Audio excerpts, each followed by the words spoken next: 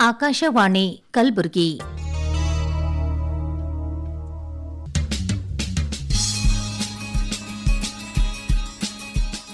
ಹೊಸ ಓದು ಪುಸ್ತಕ ಪರಿಚಯದ ಸಾಪ್ತಾಹಿಕ ಕಾರ್ಯಕ್ರಮ.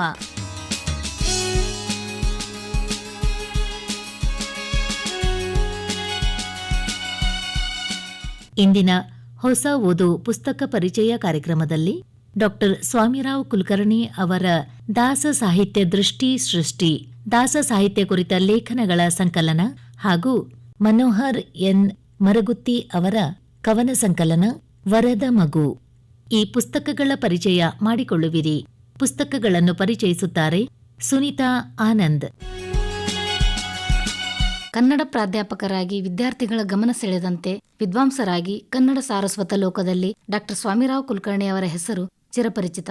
ಅವರು ಸಾಹಿತ್ಯದ ವಿವಿಧ ಪ್ರಕಾರಗಳಾದ ಕಾವ್ಯ, ನಾಟಕ, ಪ್ರಬಂಧ, ದಾಸ ಸಾಹಿತ್ಯ, ವಚನ ಸಾಹಿತ್ಯ, ತತ್ವಪದ ಸಾಹಿತ್ಯ, ಸಂಶೋಧನೆ, ಸಂಪಾದನೆ ಹಾಗೂ ವಿಮರ್ಶೆ ಹೀಗೆ ಮುಂತಾದವುಗಳನ್ನು ಬಹಳಷ್ಟು ಶಿಸ್ತಿನಿಂದ ಅಧ್ಯಯನಗೈದು ಮೌಲಿಕ ಕೃತಿಗಳನ್ನು ರಚಿಸಿ ನಾಡಿನ ಕನ್ನಡಾಂಬೆಯ ಮುಡಿಗೆ ಅರ್ಪಿಸಿದ್ದಾರೆ. ಡಾಕ್ಟರ್ ಸ್ವಾಮಿರಾವ್ ಕುಲಕರ್ಣಿಯವರ ಸಾಹಿತ್ಯ ಬಹುಮಹತ್ವದ ಸಾಹಿತ್ಯವಾಗಿದ್ದು, ಅವರ ಸಾಹಿತ್ಯ ಆಸಕ್ತರಿಗೆ, ಸಂಶೋಧನಾ ವಿದ್ಯಾರ್ಥಿಗಳಿಗೆ ಆಕರ ಗ್ರಂಥಗಳಾಗಿವೆ. ಪ್ರಸ್ತುತ ಅವರು ರಚಿಸಿದ ದೃಷ್ಟಿ ಸೃಷ್ಟಿ ಎಂಬ ದಾಸ ಸಾಹಿತ್ಯ ಕುರಿತ ಲೇಖನಗಳ ಸಂಕಲನವು ಕಲಬುರಗಿಯ ಕನ್ನಡ ನಾಡು ಲೇಖಕರ ಮತ್ತು ಓದುಗರ ಸಹಕಾರ ಸಂಘ ಕನ್ನಡ ನಾಡು ಪ್ರಕಾಶನದಡಿಯಲ್ಲಿ ಕಳೆದ 2022ರಲ್ಲಿ ಮುದ್ರಣ ಕಂಡಿದೆ. ಆಕರ್ಷಕ ಮುಖಪುಟ ಹೊಂದಿರುವ ಈ ಕೃತಿಯ ಮುಖಬೆಲೆ ₹120 ಇಲ್ಲಿ ಒಟ್ಟು 120 ಪುಟಗಳು ಇರುತ್ತವೆ. ಈ ಕೃತಿಯಲ್ಲಿ ದಾಸ ಸಾಹಿತ್ಯಕ್ಕೆ ಸಂಬಂಧಿಸಿದಂತೆ ಒಟ್ಟು 10 ಮೌಲಿಕ ಲೇಖನಗಳು ಅಡಕವಾಗಿವೆ. ಕೃತಿಗೆ ಬೆನ್ನುಡಿ ಪರ ಬರಹವನ್ನು ನಾಡಿನ ಪ್ರಮುಖ ಸಾಹಿತಿಗಳಾದ ಡಾಕ್ಟರ್ ಚಿ.ಸಿ. ನಿಂಗಣ್ಣ ಅವರು ಬರೆದಿದ್ದಾರೆ. ಅವರು ಲೇಖಕರು ಮತ್ತು ಕೃತಿಯ ಕುರಿತು ತಮ್ಮ ಮಾತುಗಳಲ್ಲಿ ಹೀಗೆ ಉಲ್ಲೇಖಿಸಿದ್ದಾರೆ: ಸಾಹಿತ್ಯ ಸಮಾಜಕ್ಕಾಗಿ, ಬದುಕಿಗಾಗಿ ಎಂಬ ಭಾವನೆಯನ್ನು ಡಾಕ್ಟರ್ ಸ್ವಾಮಿರಾವ್ ಕುಲಕರ್ಣಿಯವರು ಹೊಂದಿದವರು. ಅವರು ವ್ಯಕ್ತಿ ಚಿತ್ರಣ, ಅನುಭವ ಪ್ರಸಂಗ, ರಂಗಭೂಮಿ, ಜಾನಪದ, ವೈಚಾರಿಕ ಲೇಖನ, ವಚನ, ದಾಸ ಸಾಹಿತ್ಯ, ಚಿಂತನ, ರಂಗನಾಟಕಗಳ ಕುರಿತಂತೆ 65ಕ್ಕೂ ಹೆಚ್ಚು ಪುಸ್ತಕಗಳು ಹಾಗೂ ದಾಸ ಸಾಹಿತ್ಯ ವಿಷಯದ ಬಗೆಗಿನ 12 ಪುಸ್ತಕಗಳನ್ನು ಪ್ರಕಟಿಸಿದ್ದಾರೆ. ದಾಸ ಸಾಹಿತ್ಯ ಕ್ಷೇತ್ರದಲ್ಲಿನ ಅನುಪಮ ಸಾಧನೆಗಾಗಿ ಕರ್ನಾಟಕ ಸರ್ಕಾರದ ಕನಕಶ್ರೀ ಪ್ರಶಸ್ತಿ ಪುರಸ್ಕೃತರು. ಸ್ವಂತ ಶಿರಪುರ ಪ್ರಕಾಶನದಿಂದ ಹಿರಿಯ ಕಿರಿಯ ಲೇಖಕರ 71 ಪುಸ್ತಕಗಳನ್ನು ಪ್ರಕಟಿಸಿದ್ದಾರೆ. ತಮ್ಮ 71ನೆಯ ವಯಸ್ಸಿನಲ್ಲೂ ತುಂಬಾ ಕ್ರಿಯಾಶೀಲರಾಗಿದ್ದಾರೆ. ದಾಸ ಸಾಹಿತ್ಯ ದೃಷ್ಟಿ ಸೃಷ್ಟಿ ಕೃತಿಯು ದಾಸ ಸಾಹಿತ್ಯದ ಅಂತರಂಗ ಅನಾವರಣಗೊಳಿಸುವಲ್ಲಿ ಸಫಲವಾಗಿದೆ ಎಂದು ತಮ್ಮ ಅಭಿಪ್ರಾಯ ವ್ಯಕ್ತಪಡಿಸಿದ್ದಾರೆ. ಕೃತಿಯ ಮೊದಲ ಲೇಖನ ದಾಸ ಸಾಹಿತ್ಯ ಲೋಕದೃಷ್ಟಿ. ಇದು ದಾಸ ಸಾಹಿತ್ಯದ ಮಹತ್ವ ಮತ್ತು ವಿಶೇಷತೆಯನ್ನು ತಿಳಿಸುವಲ್ಲಿ ತುಂಬಾ ವಿಶ್ಲೇಷಣಾತ್ಮಕವಾಗಿ ದಾಸರ ಅನೇಕ ಕೀರ್ತನೆಗಳನ್ನು ಬಳಸಿಕೊಂಡು ರಚನೆಗೊಂಡಿದೆ. ಲೇಖನದ ಆರಂಭದಲ್ಲಿ ವಚನ ಮತ್ತು ದಾಸ ಸಾಹಿತ್ಯ ಪ್ರಕಾರಗಳೆರಡೂ ನಾಡು ನುಡಿ ಸಮಾಜಕ್ಕೆ, ನಮ್ಮ ಬದುಕಿಗೆ ಕೊಟ್ಟ ಕಾಣಿಕೆ ಅಪರೂಪದ್ದು. ಇವೆರಡೂ ಕನ್ನಡ ಸಾಹಿತ್ಯದ 2 ಕಣ್ಣುಗಳು. ಭಕ್ತಿಯನ್ನು ಸರಳೀಕರಣಗೊಳಿಸುವುದರೊಂದಿಗೆ ಸಮಾಜಕ್ಕಾಗಿ ಜನಸಾಮಾನ್ಯರ ಬಾಳು ಕಟ್ಟುವಲ್ಲಿ ಸದುಪಯೋಗ ಪಡಿಸಿಕೊಂಡ ಶ್ರೇಯಸ್ಸು ಶಿವಶರಣರಿಗೆ, ಹರಿದಾಸರಿಗೆ ಸಲ್ಲುತ್ತದೆ. ಕನ್ನಡ ಸಾಹಿತ್ಯ ಚರಿತ್ರೆಯಲ್ಲಿ ವಿಶೇಷ ಸ್ಥಾನಮಾನವನ್ನು ಪಡೆದ ಸಾಹಿತ್ಯ ವಚನ ಹಾಗೂ ದಾಸ ಸಾಹಿತ್ಯ ಎಂದು ಉಲ್ಲೇಖಿಸುತ್ತಾ ದಾಸ ಸಾಹಿತ್ಯ ರಚನೆಕಾರರು ಲೋಕವನ್ನು ಕಂಡ ಬಗೆಯ ಕುರಿತು ಅನೇಕ ಉದಾಹರಣೆಗಳೊಂದಿಗೆ ಚರ್ಚಿಸಿದ್ದಾರೆ. ಈ ಸಂಕಲನದ 2ನೆಯ ಲೇಖನ ದಾಸ ಸಾಹಿತ್ಯ ಅಂದು ಇಂದು ಮುಂದು. ಈ ಲೇಖನದಲ್ಲಿ ಕನ್ನಡ ಸಾಹಿತ್ಯ ಚರಿತ್ರೆಯ ಪ್ರಾರಂಭ, ಸಾಹಿತ್ಯ ಪ್ರಕಾರಗಳ ಮಾಹಿತಿಯ ಜೊತೆಯಲ್ಲಿ ದಾಸ ಸಾಹಿತ್ಯದ ಉಗಮ, ಅದರ ಸ್ವರೂಪ, ಅದು ಬೆಳೆದು ಬಂದ ಬಗೆಯನ್ನು ಕಟ್ಟಿಕೊಡುವಲ್ಲಿ ಯಶಸ್ವಿಯಾದ ಮಹತ್ವದ ಲೇಖನವಾಗಿದೆ. ಮುಂದಿನ ಲೇಖನ ಕೀರ್ತನೆಗಳಲ್ಲಿ ಸ್ಥಳೀಯ ಸ್ವರೂಪ. ಇದು ವಚನ ಸಾಹಿತ್ಯ ಮತ್ತು ದಾಸ ಸಾಹಿತ್ಯದ ವಿಶೇಷತೆಯನ್ನು ವಿವರಿಸುತ್ತಲೇ ದಾಸ ಪರಂಪರೆಯಲ್ಲಿ ಬರುವ ಪ್ರಾಣೇಶದಾಸರು, ಪುರಂದರದಾಸರು, ಶ್ರೀಪಾದರಾಯರು, ಕನಕದಾಸರು ಸಮಾಜಕ್ಕೆ ಮನುಕುಲ ಬದಲಾವಣೆಗೆ ರಚಿಸಿದ ಕೀರ್ತನೆಗಳನ್ನು ಒಳಗೊಂಡಿದ್ದು, ಅದೇ ರೀತಿಯಾಗಿ ಮಹಿಳಾ ಕೀರ್ತನಕಾರರಲ್ಲಿ ಸ್ಥಳೀಯತೆಯ ಸ್ವರೂಪ ಎನ್ನುವ ಉಪಶೀರ್ಷಿಕೆಯ ಬರಹದಲ್ಲಿ ಪುರುಷ ಕೀರ್ತನಕಾರರಷ್ಟೇ ಮಹಿಳಾ ಕೀರ್ತನಕಾರರು ತಮ್ಮ ಮೌಲಿಕ ಕೀರ್ತನೆಗಳ ಮೂಲಕ ದಾಸ ಸಾಹಿತ್ಯಕ್ಕೆ ಬಹುದೊಡ್ಡ ಕೊಡುಗೆ ಕೊಟ್ಟಿದ್ದಾರೆ.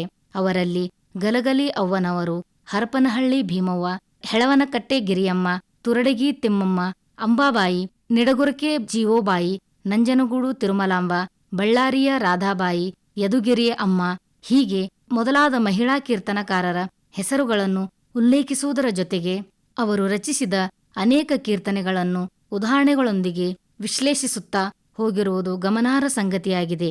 ಈ ಲೇಖನದ ಕೊನೆಯಲ್ಲಿ ಕೀರ್ತನೆಕಾರರ ಜೊತೆಯಲ್ಲಿ ದಾಸ ಸಾಹಿತ್ಯವನ್ನು ಪ್ರಸಾರಗೊಳಿಸುವಲ್ಲಿ ನಾಡಿನ ಅನೇಕ ಮಠಾಧೀಶರು ಮತ್ತು ಮಠಗಳು ಮಹತ್ವದ ಪಾತ್ರ ನಿರ್ವಹಿಸಿವೆ ಎಂದು ಉಲ್ಲೇಖಿಸಿದ್ದಾರೆ. ದಾಸ ಸಾಹಿತ್ಯ ದೃಷ್ಟಿ ಸೃಷ್ಟಿ ಎಂಬ ಕೃತಿಯ 4ನೆಯ ಲೇಖನವು ಭಕ್ತಿಯ ವಿಕಾಸ, ದಾಸ ಸಾಹಿತ್ಯದ ಆಶಯ. ಈ ಲೇಖನವು ಸಾಹಿತ್ಯಕ್ಕೆ ತನ್ನದೇ ಆದ ಉದ್ದೇಶವಿದೆ, ಬದ್ಧತೆ ಇದೆ. ಭಾರತೀಯ ಸಂಸ್ಕೃತಿಯಲ್ಲಂತೂ ಸಾಹಿತ್ಯ ಬದುಕಿನ ಪ್ರತಿಬಿಂಬ ಎಂಬ ವಿಶಿಷ್ಟ ಹೇಳಿಕೆಯೊಂದಿಗೆ ಲೇಖಕರು ಲೇಖನವನ್ನು ಆರಂಭಿಸಿರುವುದು ಅರ್ಥಪೂರ್ಣವಾಗಿದ್ದು, ಈ ಲೇಖನವು ಭಕ್ತಿಯ ವಿಕಾಸಕ್ಕೆ ಸಂಬಂಧಿಸಿದಂತೆ ವೇದಗಳ ವಿಸ್ತೃತ ವಿವರಣೆಯೊಂದಿಗೆ ದಾಸ ಸಾಹಿತ್ಯದ ಉಗಮ, ಪುರಾಣ ಕಾವ್ಯಗಳು, ಭಕ್ತಿ ಮಾರ್ಗದ ಸರಳೀಕರಣದ ಮೂಲ ಉದ್ದೇಶ ಹಾಗೂ ಬಹುಮುಖ್ಯವಾಗಿ ದಾಸ ಸಾಹಿತ್ಯದ ಉಗಮದ ಹಿಂದಿರುವ ಚಾರಿತ್ರಿಕ ಅಂಶಗಳನ್ನು ಪ್ರಸ್ತಾಪಿಸುತ್ತಾ ಅನೇಕ ಉದಾಹರಣೆಗಳನ್ನು, ದೃಷ್ಟಾಂತಗಳನ್ನು ಉಲ್ಲೇಖಿಸಿ ಅರ್ಥಪೂರ್ಣವಾದ ಲೇಖನವನ್ನು ಲೇಖಕರು ರಚಿಸಿದ್ದಾರೆ. ಹಾಗೆಯೇ ಸಂಕಲನದ ಮುಂದಿನ ಲೇಖನ ಶ್ರೀಪಾದರಾಜರ ಸಾಹಿತ್ಯ ವೈವಿಧ್ಯ. ದಾಸ ಸಾಹಿತ್ಯಕ್ಕೆ ಶ್ರೀಕಾರ ಹಾಕಿದ ಶ್ರೇಯಸ್ಸಿಗೆ ಪಾತ್ರರು ಶ್ರೀಪಾದರಾಜರು ಎಂದು ಉಲ್ಲೇಖಿಸಿ ಲೇಖನ ಆರಂಭಿಸಿರುವ ಲೇಖಕರು ಶ್ರೀಪಾದರಾಜರ ಸಾಹಿತ್ಯ ವೈವಿಧ್ಯ ಸಂಖ್ಯಾದೃಷ್ಟಿಯಿಂದ ಹೆಚ್ಚಿಲ್ಲವಾದರೂ ಗುಣಮಟ್ಟದ ದೃಷ್ಟಿಯಿಂದ ಶ್ರೇಷ್ಠವಾದದ್ದು. ಇವರು ಸಾಹಿತ್ಯ ರಚನೆಯೊಂದಿಗೆ ಸಾಹಿತ್ಯ ಮಾರ್ಗವೊಂದರ ಸೃಷ್ಟಿಕರ್ತರು. ಈ ಕಾರಣಕ್ಕಾಗಿಯೇ ಅವರ ಸಾಹಿತ್ಯಕ್ಕೆ ತನ್ನದೇ ಆದ ನೆಲೆ, ಬೆಲೆ ಇದೆ ಎಂದು ಉಲ್ಲೇಖಿಸುತ್ತಾ ಶ್ರೀಪಾದರಾಜರ ಒಟ್ಟು ಸಾಹಿತ್ಯ ಕೊಡುಗೆಯನ್ನು ಅನೇಕ ಕೀರ್ತನೆಗಳ ಉದಾಹರಣೆಗಳೊಂದಿಗೆ ವಿಂಗಡಿಸಿ ವಿಶ್ಲೇಷಣೆ ಮಾಡಿದ್ದಾರೆ. ಹೀಗೆ ಡಾ ಸ್ವಾಮಿರಾವ್ ಕುಲಕರ್ಣಿಯವರು ರಚಿಸಿರುವ ದಾಸ ಸಾಹಿತ್ಯ ದೃಷ್ಟಿ ಸೃಷ್ಟಿ ದಾಸ ಸಾಹಿತ್ಯ ಕುರಿತ ಲೇಖನಗಳ ಸಂಕಲನವು ದಾಸ ಸಾಹಿತ್ಯದ ಮೇಲೆ ಬೆಳಕು ಚೆಲ್ಲುವ ತುಂಬಾ ಮಹತ್ವದ ಸಂಶೋಧನಾತ್ಮಕ ಲೇಖನಗಳನ್ನು ಒಳಗೊಂಡಿರುತ್ತದೆ. ಈ ಸಂಕಲನದ ಉಳಿದ ಲೇಖನಗಳಾದ ಶ್ರೀರಾಮದಾಸರ ಕೀರ್ತನೆಯಲ್ಲಿ ಎಲ್ಲಮ್ಮ ಒಂದು ವಿಶ್ಲೇಷಣೆ, 2 ಕೀರ್ತನೆಗಳ ಅರ್ಥಾನುಸಂಧಾನ, ಮಹಿಳಾ ಹರಿದಾಸ ಸಾಹಿತ್ಯ ಆಗಬೇಕಾದುದೇನು, ಮೋಹಕ ವ್ಯಕ್ತಿತ್ವದ ಮೋಹನದಾಸರು, ಹರಿಕಥಾಮೃತ ಸಾರದಲ್ಲಿ ಉಪಮಾನ ಉಪಮೇಯಗಳು ಎಂಬ ಲೇಖನಗಳಿವೆ. ಇಲ್ಲಿಯ ಲೇಖನಗಳು ಓದುಗರಿಂದ ಸಹಜವಾಗಿ ಓದಿಸಿಕೊಂಡು ಹೋಗುವ ಗುಣ ಹೊಂದಿವೆ. ವಚನ ಸಾಹಿತ್ಯದಂತೆ ದಾಸ ಸಾಹಿತ್ಯವೂ ಮನುಷ್ಯ ಬದುಕಿಗೆ ಮಾರ್ಗದರ್ಶನ ಮಾಡುತ್ತದೆ ಎಂಬುದಕ್ಕೆ ಇಲ್ಲಿಯ ಲೇಖನಗಳು ಮತ್ತು ಅವುಗಳು ಒಳಗೊಂಡಿರುವ ಅನೇಕ ಕೀರ್ತನಕಾರರ ಕೀರ್ತನೆಗಳು ನಮಗೆ ಕನ್ನಡಿ ಹಿಡಿಯುತ್ತವೆ. ಈ ಲೇಖನಗಳು ಓದಿದರೆ ಮತ್ತಷ್ಟು ಮಾನವೀಯ ಮೌಲ್ಯಗಳ ತಳಹದಿಯ ಮೇಲೆ ಬದುಕಿ ಹೌದು ಎನಿಸಿಕೊಂಡು ಬಾಳಬೇಕೆಂಬ ಹಿರಿದಾದ ಸಂದೇಶ ಸಾರುತ್ತವೆ. ಇಂತಹ ಅಪರೂಪದ ಕೃತಿ ರಚಿಸಿ ಓದುಗರ ಪ್ರಪಂಚಕ್ಕೆ ಬಹುದೊಡ್ಡ ಕೊಡುಗೆ ನೀಡಿರುವ ಡಾ ಸ್ವಾಮಿರಾವ್ ಕುಲಕರ್ಣಿಯವರಿಗೆ ಹಾರ್ದಿಕವಾಗಿ ಅಭಿನಂದಿಸುತ್ತೇವೆ. ಮುಂದಿನ ದಿನಗಳಲ್ಲಿ ಮತ್ತಷ್ಟು ದಾಸ ಸಾಹಿತ್ಯಕ್ಕೆ ಸಂಬಂಧಿಸಿದ ಕೃತಿಗಳನ್ನು ಅವರು ರಚಿಸಲೆಂದು ಆಶಿಸುತ್ತೇವೆ. ಕನ್ನಡ ಕಾವ್ಯಕ್ಕೆ ಅರ್ಥಪೂರ್ಣವಾದ ಮತ್ತು ಸುದೀರ್ಘವಾದ ಪರಂಪರೆ ಇದೆ. ಅಂತಹ ಪರಂಪರೆಯಲ್ಲಿ ತಮ್ಮನ್ನು ವಿಶಿಷ್ಟವಾಗಿ ಮತ್ತು ಗಂಭೀರವಾಗಿ ತೊಡಗಿಸಿಕೊಂಡು ಕಾವ್ಯ ರಚಿಸುವವರ ಸಂಖ್ಯೆ ಕನ್ನಡ ನಾಡಿನಲ್ಲಿ ಹೆಚ್ಚುತ್ತಲೇ ಸಾಗಿದೆ. ಈ ಸಾಲಿನಲ್ಲಿ ಕಲಬುರಗಿ ಜಿಲ್ಲೆಯ ಕವಿಗಳಾದ ಮನೋಹರ್ ಎನ್ ಮರಗುತ್ತಿ ಅವರು ತಮ್ಮ ಸೃಜನಶೀಲ ಕೃತಿಗಳ ಮೂಲಕ ಕನ್ನಡ ಸಾರಸ್ವತ ಲೋಕದಲ್ಲಿ ತಮ್ಮ ಹೆಜ್ಜೆ ಗುರುತನ್ನು ಮೂಡಿಸಿದ್ದಾರೆ. ಪ್ರಸ್ತುತ ಅವರು ರಚಿಸಿ ಹೊರತಂದಿರುವ ವರದ ಮಗು ಎಂಬ ಕವನ ಸಂಕಲನವು ಆಕರ್ಷಕ ಮುಖಪುಟ ಹೊಂದಿದ್ದು, ಕಳೆದ 2020ರಲ್ಲಿ ಕಲಬುರಗಿಯ ಸಿದ್ಧಾರ್ಥ ಪ್ರಕಾಶನದಿಂದ ಹೊರಬಂದಿದೆ. ಒಟ್ಟು 62 ಪುಟಗಳನ್ನು ಹೊಂದಿರುವ ಈ ಕವನ ಸಂಕಲನದ ಮುಖಬೆಲೆ 80 ರೂಪಾಯಿಗಳಿರುತ್ತದೆ. ಕವಿಗಳಾದ ಮನೋಹರ್ ಎನ್ ಮರಗುತ್ತಿಯವರು ತಮ್ಮ ಈ ಕವಿತಾ ಸಂಕಲನವನ್ನು ಅವರ ದೊಡ್ಡಪ್ಪನವರಾದ ದಿವಂಗತ ಚಂದ್ರಪ್ಪ ಡಿ ಮರಗುತ್ತಿ ಅವರಿಗೆ ಅರ್ಪಿಸಿದ್ದಾರೆ. ವರದ ಮಗು ಎಂಬ ವಿಶಿಷ್ಟ ಶೀರ್ಷಿಕೆ ಹೊಂದಿ ಹೊರಬಂದಿರುವ ಈ ಕವನ ಸಂಕಲನದಲ್ಲಿ ತುಂಬಾ ಮೌಲಿಕವಾದ ಮತ್ತು ಅರ್ಥಪೂರ್ಣವಾದ 35 ಕವನಗಳು ಅಡಕವಾಗಿವೆ. ನಾಡಿನ ಪ್ರಮುಖ ಸಾಹಿತಿಗಳಾದ ಡಾ ಗವಿಸಿದ್ದಪ್ಪ ಪಾಟೀಲ್ ಅವರು ಈ ಕವನ ಸಂಕಲನಕ್ಕೆ ಮುನ್ನುಡಿಯ ಮಾಲೆ ಕಟ್ಟಿದ್ದಾರೆ. ಅವರು ಮುನ್ನುಡಿಯ ಬರಹದಲ್ಲಿ ಮನೋಹರ್ ಅವರು ಒಬ್ಬ ಸಾಮಾಜಿಕ ಕಾಳಜಿಯುಳ್ಳ ಕವಿಗಳಾಗಿದ್ದು, ಅವರು ರಚಿಸಿದ ಇಲ್ಲಿಯ ಕವನಗಳು ಭಾಷೆ ಮತ್ತು ಸರಳ ನಿರೂಪಣೆಯಿಂದ ಕುತೂಹಲ ಹುಟ್ಟಿಸುತ್ತವೆ. ವಸ್ತು ವೈವಿಧ್ಯತೆ, ಕವನದ ನೀತಿ ಜೀವನಕ್ಕೆ ಒಂದು ಹೊಸ ಮಾರ್ಗ ತೋರಿಸುತ್ತದೆ. ವರದ ಮಗು ಈ ಕವನ ಸಂಕಲನ ಕನ್ನಡಿಗರೆಲ್ಲರ ಮೆಚ್ಚುಗೆ ಪಡೆಯಲಿ. ಅವರು ನಿತ್ಯ ನಿರಂತರ ಬರೆಯುತ್ತಲೇ ಇರಲಿ. ಕನ್ನಡ ಸಾಹಿತ್ಯಕ್ಕೆ ಇವರ ಸೇವೆ ಸದಾ ಸಲ್ಲುತ್ತಿರಲಿ ಎಂದು ಶುಭ ಕೋರಿದ್ದಾರೆ.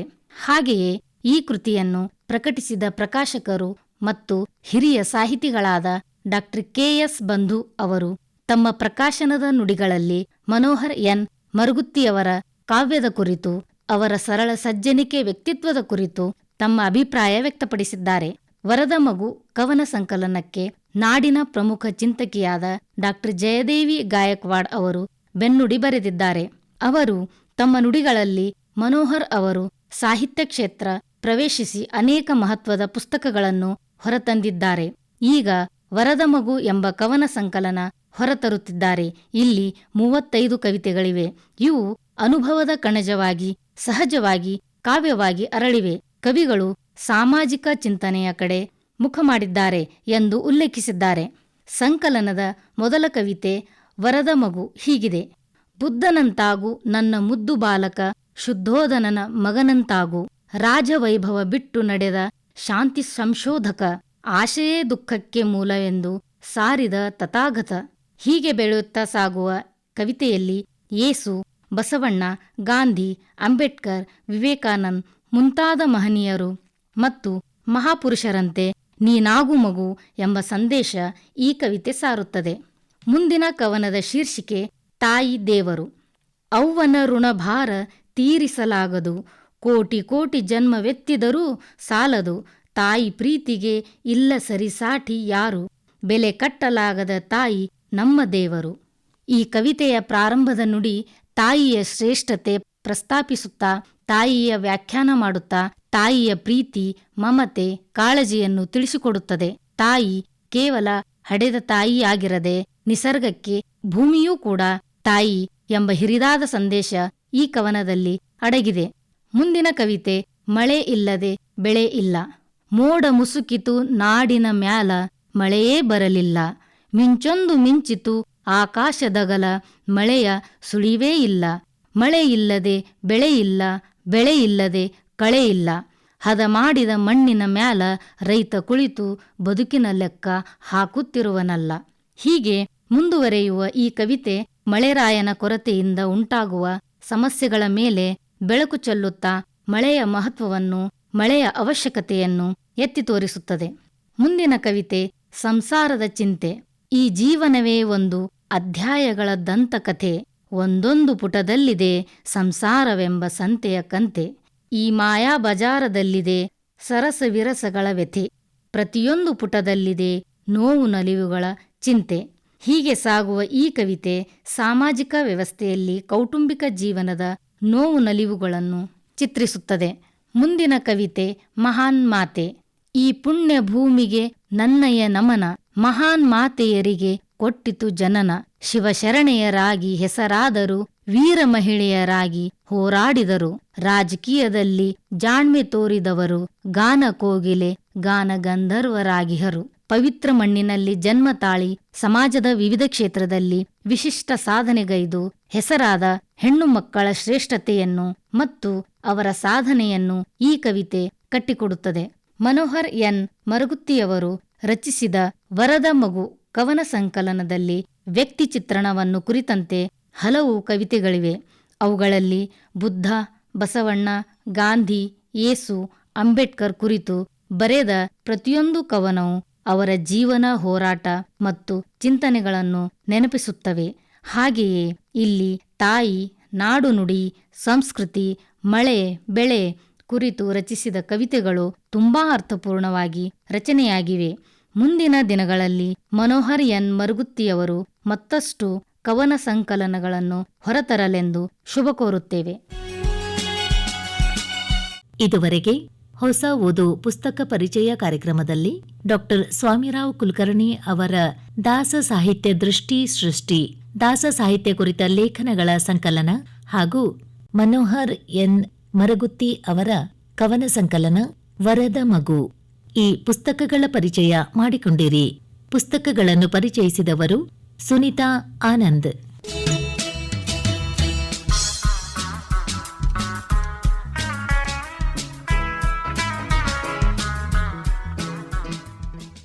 ನಿರ್ಮಾಣ ನೆರವು ಮಧು ದೇಶ್ಮುಖ್. ನಿರ್ಮಾಣ ಸೋಮಶೇಖರ್ ಎಸ್ ರುಳಿ. ಹೊಸ ಓದು ಪುಸ್ತಕ ಪರಿಚಯ ಕಾರ್ಯಕ್ರಮ ಪ್ರಸಾರವಾಯಿತು.